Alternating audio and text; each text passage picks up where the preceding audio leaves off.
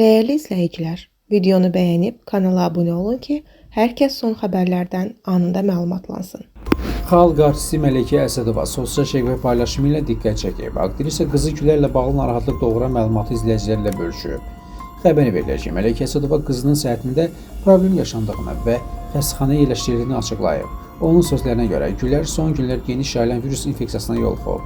Aktrisa paylaşımında bildirib: "Gözəl qızım qripə tutulub. Hamı özünü bu pis virusdan qorusun.